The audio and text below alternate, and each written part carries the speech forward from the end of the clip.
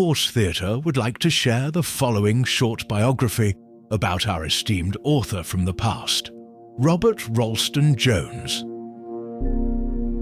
This biography can be found in the archives of the Sons and Daughters of Pioneer Rivermen in a publication called Reflector, Volume 18, Number 4, Marietta, Ohio, December 1981.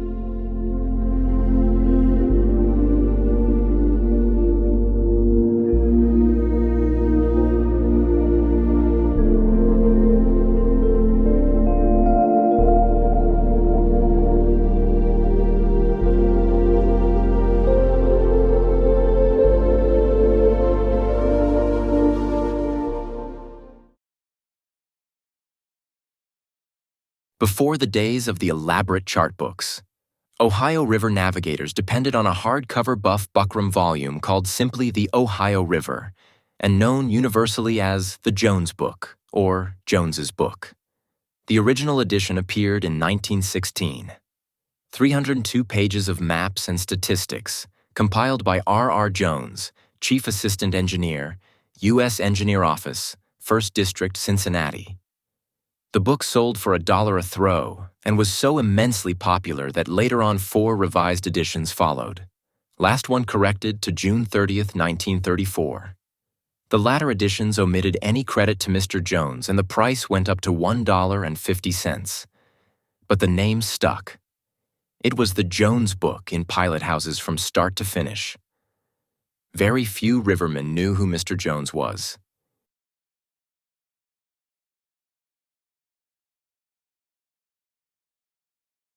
He made the mistake of dying the year before the publication of Ethel C. Leahy's Who's Who on the Ohio River, and hence properly omitted from the listings. If you own one of these books, particularly a first edition, file it with your heirlooms. Robert Ralston Jones was born in Bridgetown, New Jersey on July 16, 1850. After receiving a mathematical and classical education at the West Jersey Academy, he became a mechanical and civil engineer. In 1875, he was the assistant engineer employed by the War Department in the construction of the Des Moines, Iowa Rapids Canal at Keokuk. In 1889, he was transferred to Louisville, where he assisted in building the enlarged Portland Canal and locks. In 1892, he came to Cincinnati as chief assistant engineer to Major Amos Stickney, and continued in this capacity, serving under other U.S. engineer officers until the outbreak of World War I, when he became Cincinnati District Engineer 1917-1918. This was an event rather rare for a civilian employee to command a district, and during the emergency other districts also were in temporary charge of civilians, including the Pittsburgh office, where, in 1918, John W. Arras, senior engineer on the Allegheny since 1887, became district engineer. Arras and Jones in particular found themselves running the show when the Ohio River staged its worst ice gorges in decades during this period of extreme pressure to move war-related materials by barge. Their superiors had been transferred to active war service. There was a period when General Lansing H. Beach was the sole engineer officer in the entire Ohio River basin. When Jones entered the service, there was but one dam across the Ohio River. In 1896, after an exhaustive survey of the Ohio River from Pittsburgh to Louisville, work was started with the object of locating sites for prospective movable dams. Jones was placed in charge of this most important job, as well as the construction plans of the proposed dams. He also had direct charge of the improvement of the Kentucky River with its 14 locks and dams.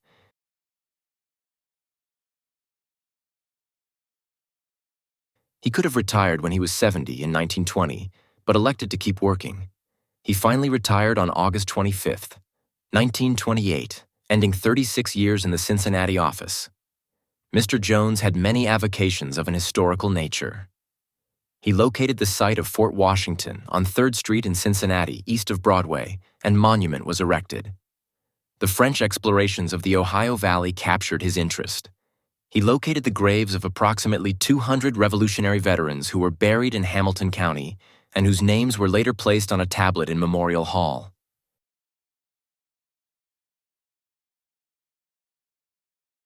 Convinced that the American expeditionary forces should know the rudiments of French before being shipped abroad, he aided in the establishment of free French lessons for soldiers quartered in Cincinnati. He was a member of the Literary Club of Cincinnati and served as president. He was a governor of the Society of Colonial Wars, served as president of the Ohio Society, Sons of the Revolution, and was president of the Cincinnati Branch American. Folklore Society. Robert Ralston Jones died in New York. He was visiting with his daughter, Mrs. Elizabeth Babcock, on Sunday, October 19, 1930. Following the services in New York, his remains were shipped to Keokuk, Iowa, for burial. His wife, Sierra Nevada Jones, had preceded him in death on June 3, 1930. She was a Keokuk girl he had met during his work on the Des Moines Rapids Canal. Other than his daughter named above, he was survived by a son, Robert Ralston Jones, Jr.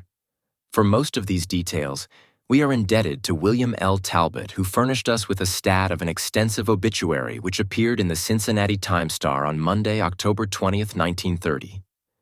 Bill Talbot adds, "The grave sites of R.R. Jones and his wife are marked by a nice granite marker in Keokuk's Oakland Cemetery.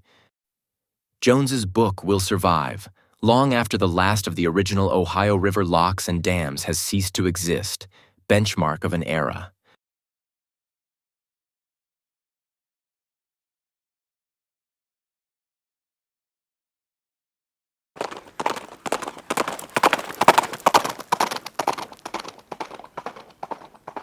Blue Horse Theatre, 2025. Welcome, my friends. Now playing on Blue Horse Theatre.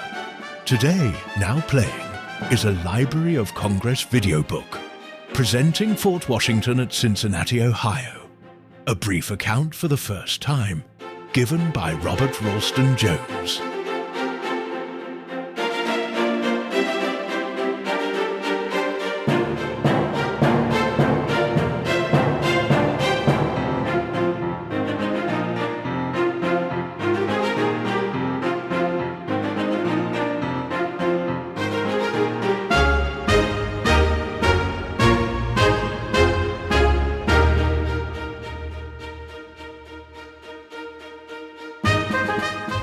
Alto Relievo of Washington, in the Drake House, on the site of Fort Washington, Cincinnati, Ohio.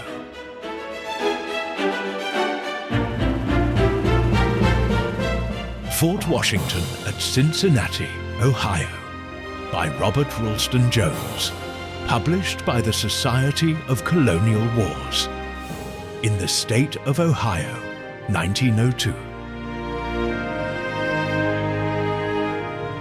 To Mr. Herbert Jenny.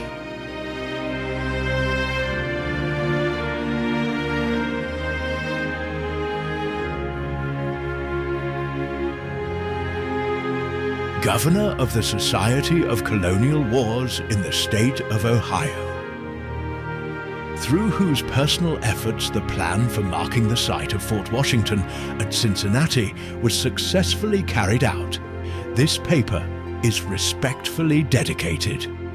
Robert Ralston Jones, Cincinnati, Ohio, June 1st, 1902.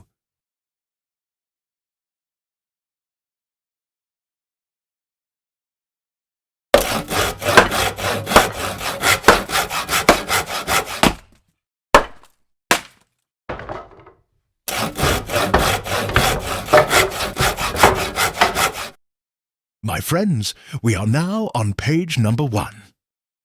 Fort Washington at Cincinnati was designed primarily for the protection of the settlers in the Miami country, that is, the region in southwestern Ohio, lying between the Little Miami and Great Miami rivers, distant from each other, as measured along the meanders of the Ohio, about 27 miles.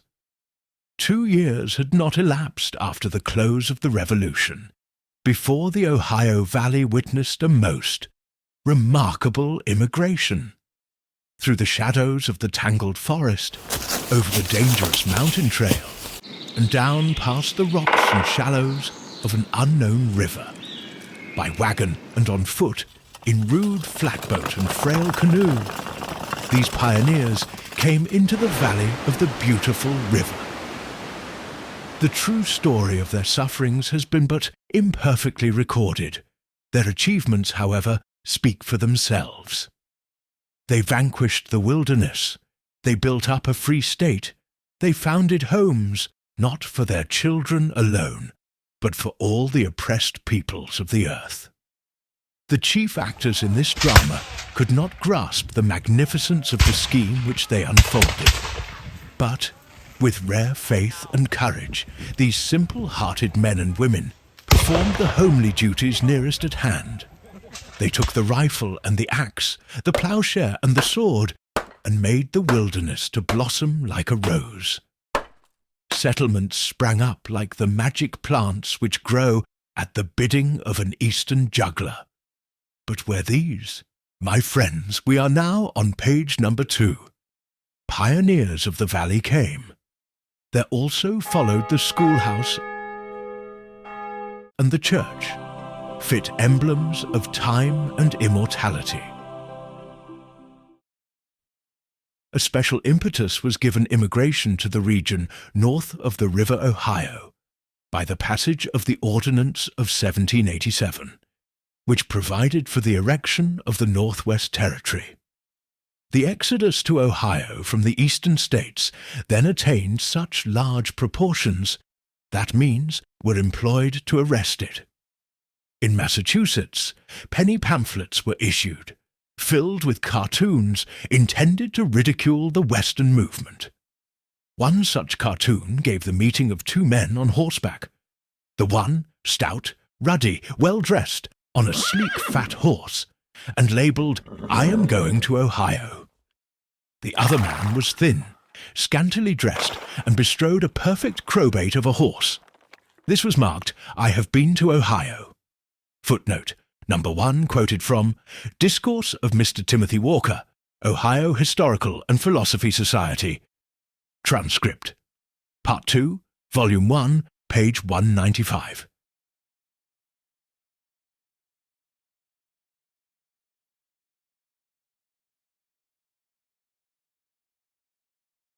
Ridicule is a sharp weapon. But in this case, it did not suffice to check the onward march of emigration. The year 1788 witnessed the founding by New Englanders of a settlement at the mouth of the Muskingum River, April 7th.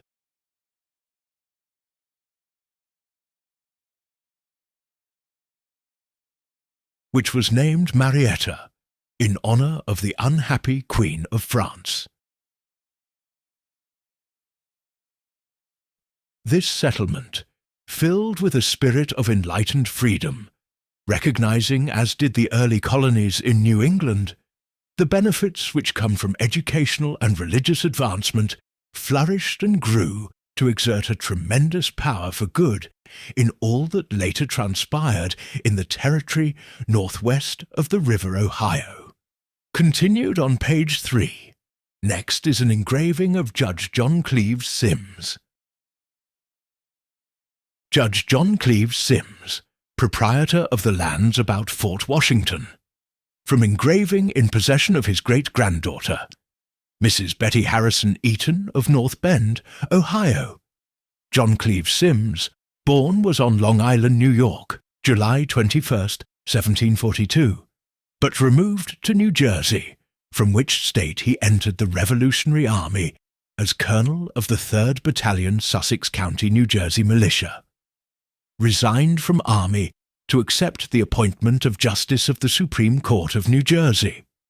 While still holding position on Supreme Bench, he was delegate to Continental Congress, 1784-1785.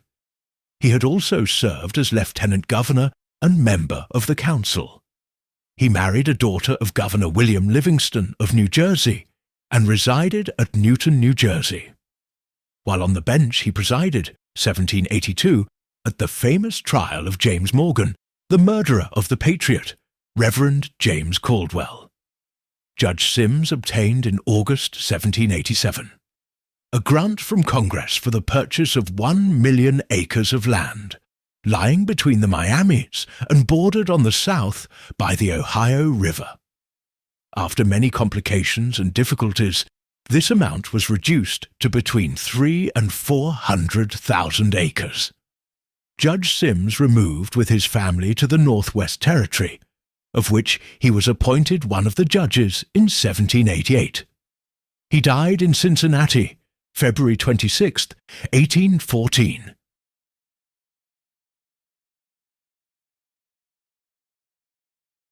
In July of the same year, a colony which had been organized. My friends, we are now on page number 3. Organized by John Cleves Simms of New Jersey for settlement in the Miami country, set out from Elizabethtown and proceeded overland to what was then called Redstone Old Fort, now Brownsville, Pennsylvania, on the Monongahela River. When the expedition departed by river from Redstone, it numbered about 30 persons, prominent among them being Captain Benjamin Stites, to whom belongs the honor of having personally explored the valleys of the Little and Great Miami Rivers 2 years before. It was eminently fitting that Captain Stites, having been the explorer of the Miami country, and having first urged upon Judge Simms the natural advantages of the two valleys, should receive warrant number 1 of the Miami purchase. This warrant, which bore date of December 7, 1787, called for 640 acres of land at the point betwixt the mouth of the Little Miami and the Ohio in the Pint.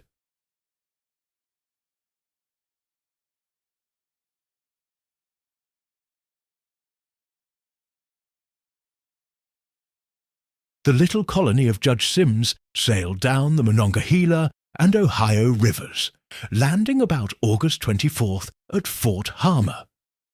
At this point their movements are noted in the journal of a gallant young officer of the garrison, who remarks as follows: Judge Simms, with several boats and families, arrived on their way to his new purchase on the Miami. Has a daughter, Polly, along. They lodge with General and Mrs. Harmer, stay 3 days and depart.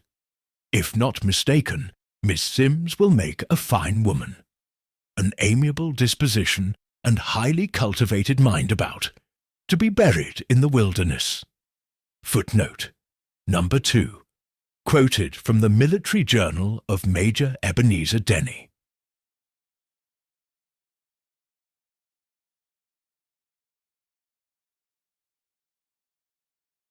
The writer of this journal, having spent the winter of 1785-1786 in Fort Finney, at the lower end of the Simms purchase, was well qualified to give an opinion on the character of the surroundings in which Miss Simms would soon be placed.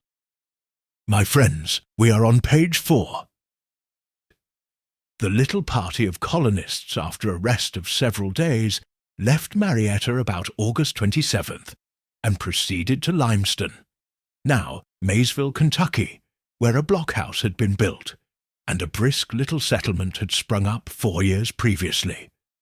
Limestone at this time, and for some years afterwards, was the port of entry for the country about Lexington, in the Blue Grass region.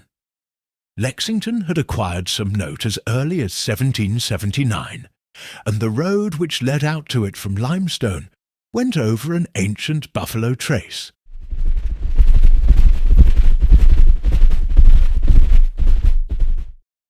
Remains of which can still be seen. Judge Simms, after a short stop at Limestone, where he left his family, pushed on to the present site of Cincinnati, arriving there on the 22nd of September. Footnote number 3. Letter from John Cleves Simms to Jonathan Dayton, dated October 22nd, 1788.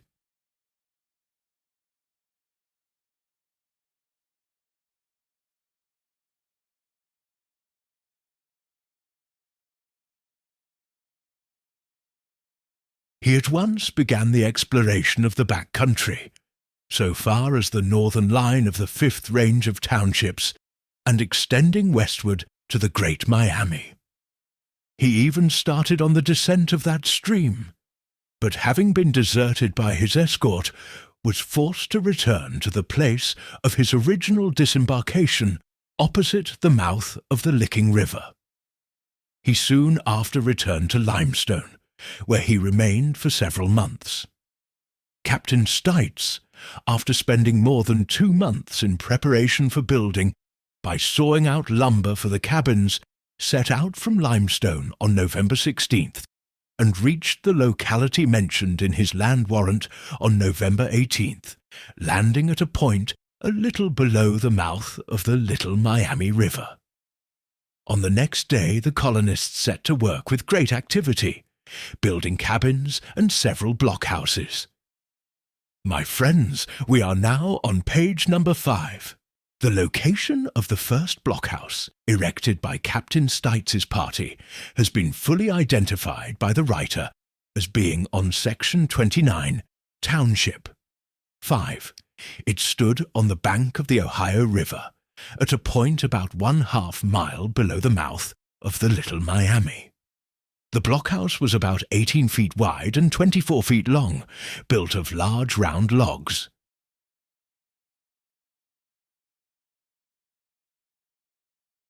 It survived the ravages of time until April 25th, 1838, when it was undermined during a time of flood by the swells from passing steamers. Footnote, number 4.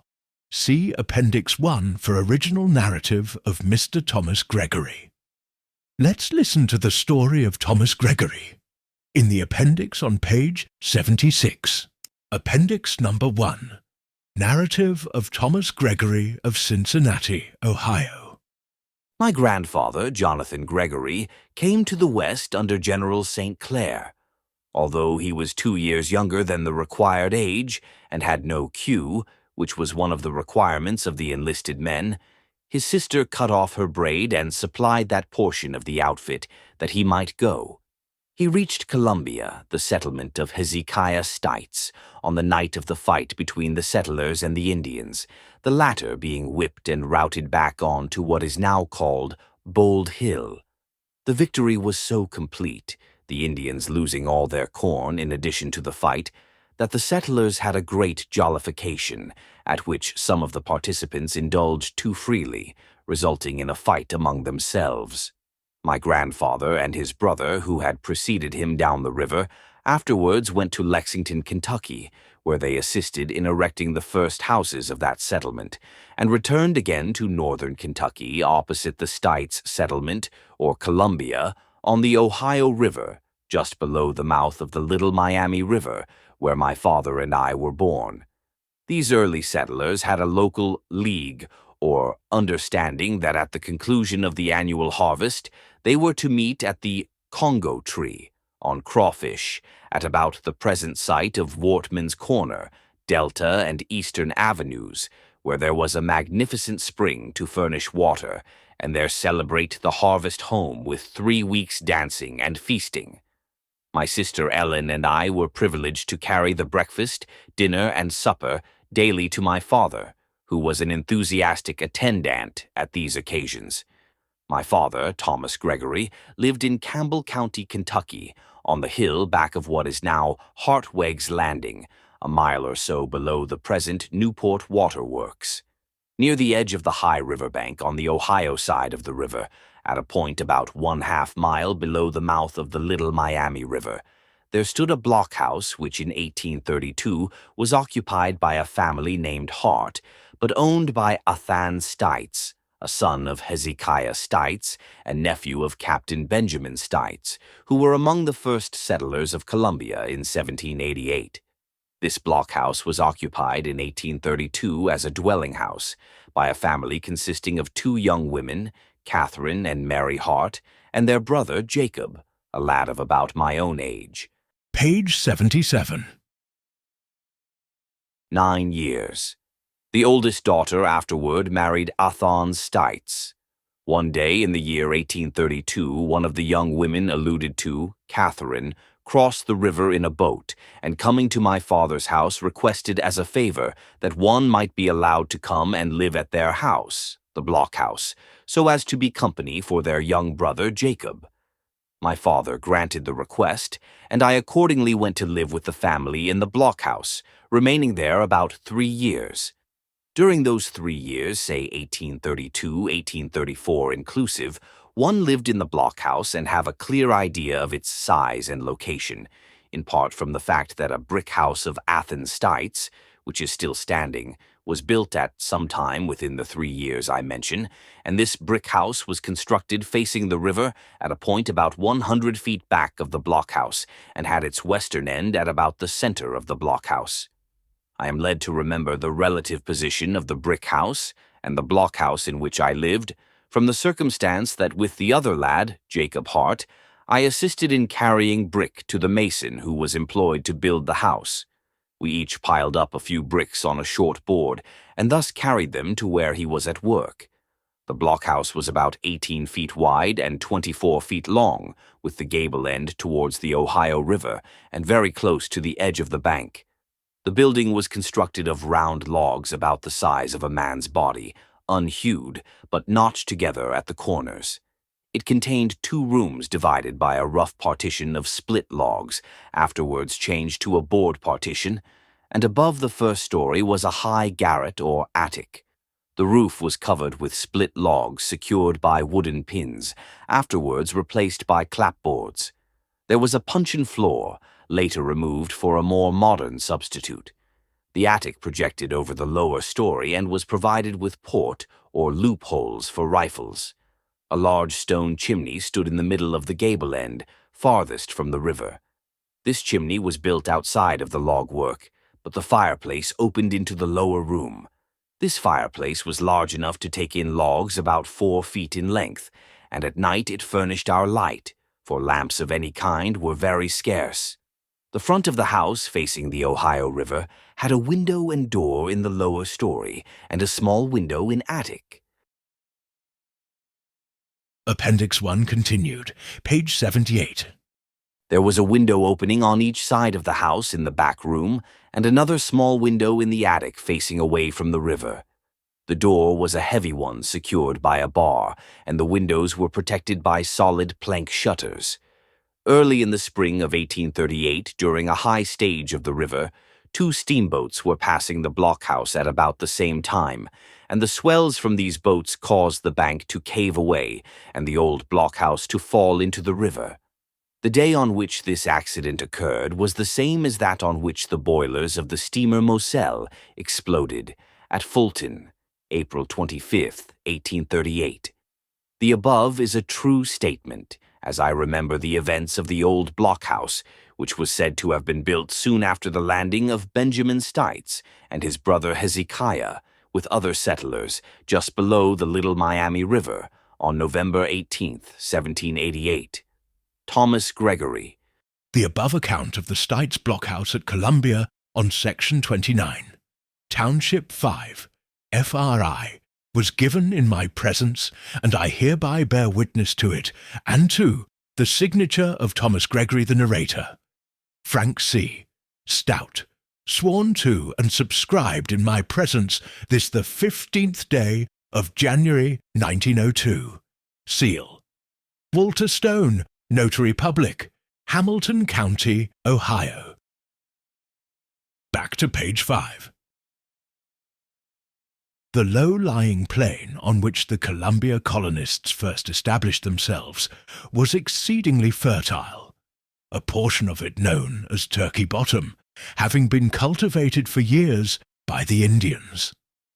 The ground was, however, not well chosen for a town site, as it was overflowed in the spring following the coming of the colonists, and in later years the freshets of winter and spring have covered a large portion of the plain.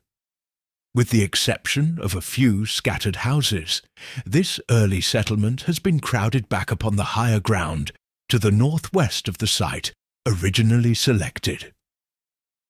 In a little more than a month after Captain Stites and his party disembarked near the Little Miami, a small party landed in Yateman's Cove, at what would now be the foot of Sycamore Street in Cincinnati. This settlement, which took place on the 28th of December, 1788, was made upon land which Matthias Denman of New Jersey, one of the associates of Judge Sims, had contracted for as his portion of the Miami purchase. The site was well chosen, the higher banks rising above the reach of floods, while a range of lofty hills enclosed. My friends, we are now on page number 6. A large amphitheatre of comparatively level ground, then covered by a dense growth of timber. The clear waters of Deer Creek on the east and Mill Creek on the west flowed down to the Ohio through beautiful little valleys bordering the site of the town. The country was dry, healthful, and well-watered, while the virgin forest on every side furnished a more than sufficient supply of building material. Nearly opposite the landing place lay the mouth of a rapid little stream, the Licking, navigable, however, in high water, which rose amid the distant hills of central Kentucky, then the nearest settled country to the southward. Judge Sims was obliged to remain at Limestone far longer than he desired. Christmas and New Year had both passed, and still he prolonged his stay, the weather meanwhile growing more and more inclement, and the dangers of navigation becoming intensified by reason of the ice with which the Ohio River was filled.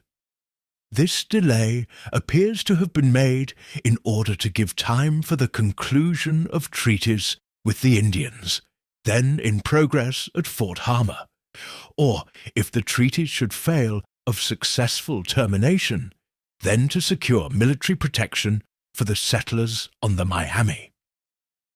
On the 22nd of September, Lieutenant Kersey arrived at Fort Harmer with 48 recruits from New Jersey.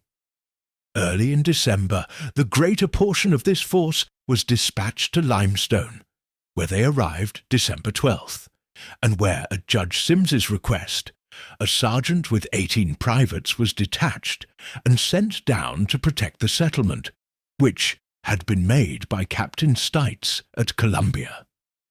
In the latter part of the same month, a company of settlers from the upper portion of the Ohio River started from Limestone, intending to occupy the buildings at Fort Finney near the great Miami River.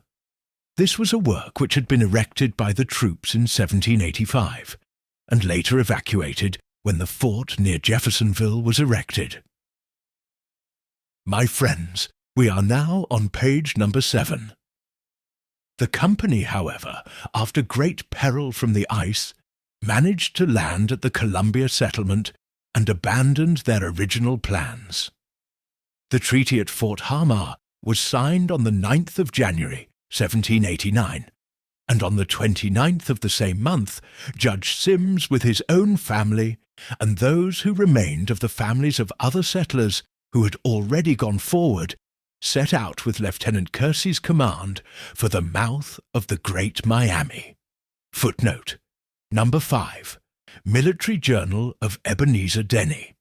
Lieutenant, later Major, William Kersey was from New Jersey, which in the 1st Regiment organized for the defense of the western frontier, had contributed 1 company. In this company, Kersey was an ensign. He had served more than 7 years in the Continental Army, rising from his position as private in the ranks in 1776 to be captain at the close of the war. In the Army of the United States, he rose from an ensigncy in 1784 to be lieutenant, captain, and major. Major Kersey died in the service March 21st, 1800. After a long voyage, rendered somewhat dangerous by the ice in the river, the party was forced to disembark on the 2nd of February at North Bend, about 6 miles above the spot originally chosen for settlement. At this time the land immediately about the mouth of the great Miami River was covered by the waters of a winter freshet. Judge Sims, who was the original promoter of the scheme for settling the Miami country, had projected his city upon a peninsula lying between the Ohio and Great Miami rivers. It was thus located that it might control the commerce of the latter stream, for Judge Sims mistrusted that the trade of the Ohio might pass without halting at his settlement. The first site proposed for this city on the Miami was directly at the junction of the two rivers, upon land as low and probably as fertile as that on which Columbia was first built. My friends, we are now on page number 8, when Judge Sims, soon after his arrival at North Bend, visited in a boat the mouth of the Miami. He found, to his chagrin, that although the flood had subsided some 15 feet from its highest level, it still covered the site he so much coveted. It was evident, therefore, that a new site must be selected, and accordingly a plan was laid out which stretched across the neck of land, northwestward from North Bend to the Great Miami. The general surface of this region was somewhat irregular, and cut up by ravines and small watercourses, while the portion nearest North Bend and bordering the Ohio was hemmed in by high hills which left but a scanty foothold at their base. When spring opened in the year 1789, there were, as has been shown, 3 small settlements stretched for about 21 miles along that portion of the Miami country which fronts the Ohio River. Footnote Number 6. See Appendix 2.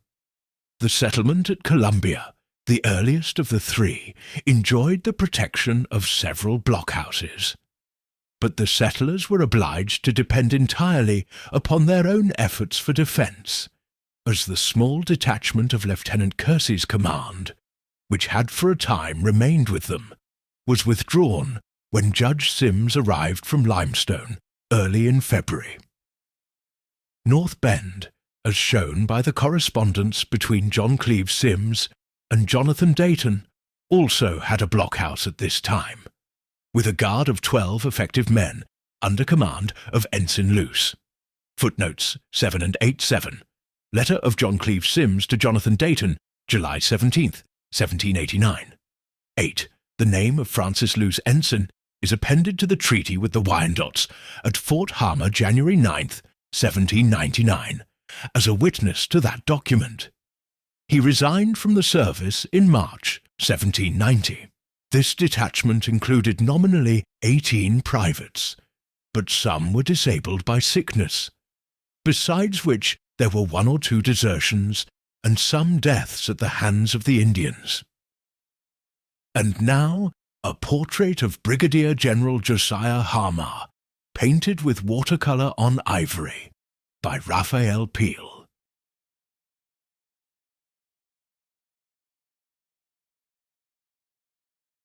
Brigadier General Josiah Harmar, under whose command Fort Washington was built. From Portrait by Peale, courtesy Pennsylvania Historical Society. Josiah Harmar was born in Philadelphia, Pennsylvania in 1753, and educated at the famous Quaker school of one Robert Proud, served in Revolutionary Army from October 27, 1775 to November 3, 1783, retiring with rank of brevet colonel. In following year, conveyed dispatches from Congress to Paris announcing formal ratification of peace. Appointed Lieutenant Colonel Commandant of United States Infantry Regiment, August 12, 1784, and remained at the head of the army until superseded by General St. Clair in 1791. Under his command, Fort Washington was built. He conducted the campaign which bears his name in September and October 1790, and owing to adverse criticism, resigned from the service January 1st, 1792. Returned to Pennsylvania, and there served 6 years as Adjutant General. He died in Philadelphia, August 20th, 1813, and was buried with military honors.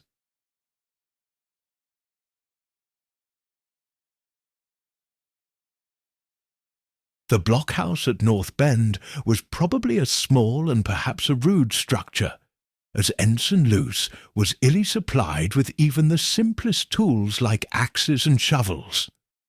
Indeed, Judge Sims was obliged to lend him such articles. It is said that Lieutenant Kersey originally desired to locate his command in the old buildings which still remained at Fort Finney, but for some reason this was not done. There can be no reasonable doubt, however, that a blockhouse was erected at North Bend early in the year 1789, and that Ensign Luce remained at his post, affording to the settlers the best protection possible with his small force, instead of slipping off to Cincinnati after a black-eyed beauty, as one respected historian has supposed. Footnotes 9 and 10. 9. Letter from John Cleve Sims to Honourable Captain Dayton, May 18 through 20, 1789. 10. Burnet's Notes, edition 1847, pages 54 to 57. North Bend, Judge Burnet was not living in Cincinnati at the time in question, and wrote of the incident only as he had been told. There is no authentic record of the existence of a blockhouse at the Cincinnati settlement in the spring of 1789, although one had been built here when the expedition against the Shawnees was undertaken by George Rogers Clark 9 years before. Footnote number 11. Letter of John McCadden, May 16, 1842, American Pioneer, Volume 1, page 377. When the Army of the Western Frontier first took station on the Ohio River, it was at Fort McIntosh. But, as new outposts were from time to time erected further to the westward, the commander of the army found it necessary to move his headquarters to some more central point. Accordingly, General Harmar proceeded with his family to the fort, which bore his name, at the mouth of the Muskingum. He arrived about the middle of July, 1786, and still retained his headquarters at Fort Harmar when the building of Fort Washington was begun. The question of establishing a post in the Miami country had evidently been discussed between General Harmar and the War Department before even the conclusion of the treaty at Fort Harmar. Under date of January 22, 1789, General Harmar wrote to Major Willis as follows, quote, "It is not improbable but that 2 companies will be ordered to be stationed at the mouth of the Great Miami, not only as a better cover for Kentucky, but also to afford protection to Judge Sims in his intended settlement there.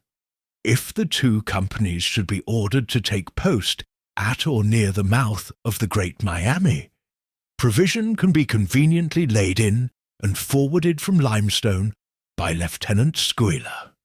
End of quote. Although the claims of the Miami settlements for protection against the Indians had been strongly urged by Judge Sims and his friends in Congress for some time before, it was not until the last of the summer of 1789 that the construction of an effective and, for the times, an imposing fortress was begun at the Cincinnati settlement.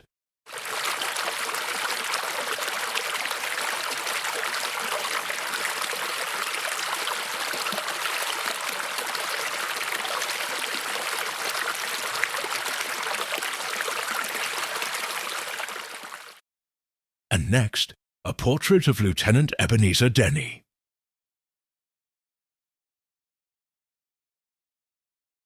Lieutenant Ebenezer Denny, Adjutant at Fort Washington, 1790 to 91, courtesy Pennsylvania Historical Society. Ebenezer Denny was born in Carlisle, Pennsylvania, March 11, 1761, being the eldest child of William Denny and Agnes Parker. His mother was the sister of Mr. Alexander Parker, the original proprietor of the land on which the city of Parkersburg, W. Virginia, now stands. The life of Ebenezer Denny was full of adventure and romance. When a mere lad of 13 years, he was the trusted dispatch-bearer to the commanding officer at Fort Pitt. During the early part of the Revolution, he served on an American privateer, and later entering the Continental Army as ensign, served to the close of the war, having then the rank of lieutenant. He was appointed ensign in the Army of the United States in 1784, and served up to the time of his resignation in the spring of 1792, leaving the army with the rank of captain. 2 years later, he was commissioned by the governor of Pennsylvania to protect the frontier at Venango and Presque Isle. At the former place, he built a new work near the site of the old French and English forts. Lieutenant Denny served through the campaigns of Hamar and St. Clair and was the trusted aide to both these officers. He was several times the bearer of important dispatches from Hamar and St. Clair to the War Department, travelling through the well-nigh unbroken wilderness in the performance of such duties. His journal, published by the Pennsylvania Historical Society, is the most valuable record of this period. Major Denny died on his place near Pittsburgh, Pennsylvania, July 24, 1822. Ho, ho, ho! It looks as though we have reached the end of the preview. We at Blue Horse Theatre will be working hard behind the scenes to provide our audience with the highest quality of history infotainment directly from the journals of the past. We will find out more about Lieutenant Ebenezer Denny in the next new and improved installment of more pages and appendixes, maps and drawings and character sketches. Farewell, my fellow historians and friends.